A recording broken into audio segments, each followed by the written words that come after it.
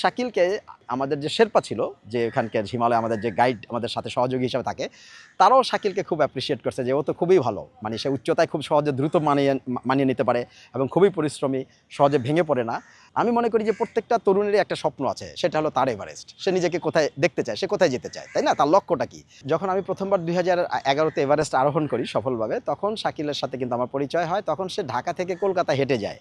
আমাদের সাথে তার সে যোগাযোগ হয়, আমাদের ক্লাবে আসে এবং আমাদের ক্লাবের সদস্য হয়। 2011-র ঘটনা সেটা। এবং যেহেতু সে আমার সাথে হিমালয় যাওয়া আসা আমার সাথে, এবং পর্বতারোহণ তাকে ট্রেনিং করতে পাঠাই। পোটেনশিয়ালিটি তার মধ্যে ছিল, তাকে আমরা দেখি আমাদের দেশের মধ্যে যখন আমরা হাঁটতে যেতাম, দেখলাম না সে আসলেই পরিশ্রমী এবং তার ওই ফিজিক্যাল তার ক্যাপাবিলিটি আছে যে সে কঠিন কিছু করার। ক্লাবের পক্ষ থেকে তাকে বেসিক মাউন্টেনিয়ারিং ট্রেনিং উত্তর কাশীতে সে নেহরু ইনস্টিটিউট অফ মাউন্টেনিয়ারিংয়ে বেসিক ট্রেনিং করে, মৌলিক পর্বতারোহণ প্রশিক্ষণ সফলভাবে সেটা সে সেখানে উত্তীর্ণ হয়।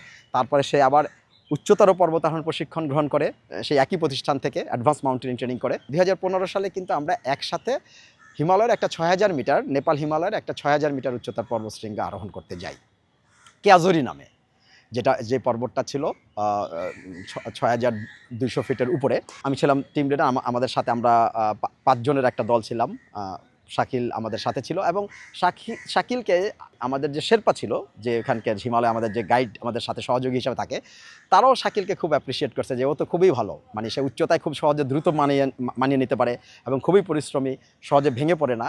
তো যেহেতু আমরা তো আগেই যখন আমাদের এই দেশে ছিল সেই সময় থেকে আমরা চিনি, এবং যখন আমার সাথে অভিযানে গেল তখন তো আরও ভালোভাবে তাকে বুঝতে পারলাম যে সে অভিযানে কেমন, টেকনিক্যাল বিষয়গুলোতে কেমন। তারপর 2019-এ হিমলুং নামে একটা 7000 মিটার চূড়া আমরা অভিযানে যাই।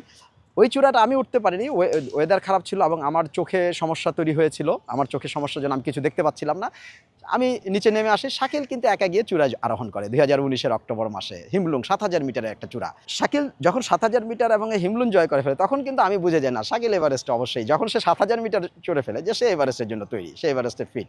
তারপরে আবার 2022-এ কিন্তু আমরা আরেকটা অভিযানে যাই। আমরা নেপাল এবং বাংলাদেশের কূটনৈতিক সম্পর্কের 50 বছর পূর্তি উপলক্ষে দোগারি হিমাল এবং দোলমাখাং, এবং 6000 মিটারের সে দোলমাখাং চূড়াও সে সফলভাবে আরোহণ করে, এবং প্রত্যেকবারেই কিন্তু সে তার যোগ্যতার প্রমাণ রেখেছে প্রতিটা অভিযানেই। আমি তখন বলেছিলাম যে শাকিল আমাদের দেশের তরুণ পর্বতারোহীদের মধ্যে আমার দেখা একজন সেরা পর্বতারোহী। সেই হিমলুং অভিযানে যখন 7000 মিটার সে চড়ে ফেললো, আমি এই কথাটা বলেছিলাম।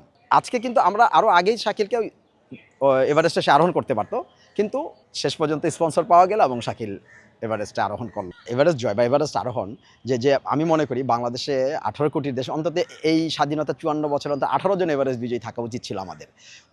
কারণ আমাদের এত ঘরের কাছে হাজার হাজার মাইল দূর পাড়ি দিয়ে আসে, কিন্তু যেহেতু আমরা জিনিসটা তৈরি করিনি, আমরা নিজেকে মনেই করতাম না যে আমরা আসলে এই কঠিন কাজটা পারি, কিন্তু আমরা চেষ্টা করেছি এবং পেরেছি। একেবারে আমার দৃঢ় বিশ্বাস বাংলাদেশে খুব অচিরেই আরও এভারেস্ট বিজয়ী আমরা দেখতে পাবো, যে আরোহণকারী। আমরা আমাদের ক্লাবের যে বিএমটিসি, বাংলাদেশের প্রথম পর্বতারোহণ ক্লাব, শাকিল আসলে আমরা এটা অবশ্যই সেলিব্রেট করব। তার এই যে সে C2 সামিট, যে একটা যে বার্তা তরুণরা তাদেরকে জানাতে হবে, এবং তারা আরও বেশি অনুপ্রাণিত হবে। এরকম না যে সবাইকে শাকিলের মতো এভারেস্ট জয় করবে। একজন তরুণ শাকিলকে দেখে শিখবে যে একটা মানুষ মৃত্যু ঝুঁকি নিয়ে যখন এই কাজটা করে, এত কঠিন একটা কাজ, তাহলে আমার যেটা স্বপ্ন, সেই স্বপ্নের শিখরে আমি যাব। সবার এরকম না যে আমাদের বাংলাদেশের সবাইকে মাউন্ট এভারেস্ট জয় করতে হবে। আমি মনে করি যে প্রত্যেকটা তরুণেরই একটা স্বপ্ন আছে, সেটা হলো তার এভারেস্ট। সে নিজেকে কোথায় দেখতে চায়, সে কোথায় যেতে চায়, তাই না? তার লক্ষ্যটা কি? এই কঠিন কাজ বাংলাদেশের মানুষরা করে, আমরাও আমাদের স্বপ্নের শিখরে যেতে পারবো। তো একজন পর্বতার হিসাবে আমি তো অবশ্যই আনন্দিত যে এরকম একটা ব্যাপার বাংলাদেশের একজন তরুণ করেছে। এবং আমি বললাম না যে আমাদের দেশে পর্বতারোহণ নিয়ে কিন্তু ভবিষ্যতে আরও অনেক বড় বড় কিছু হবে, আমরা এটা দেখব, আমি আশা করি।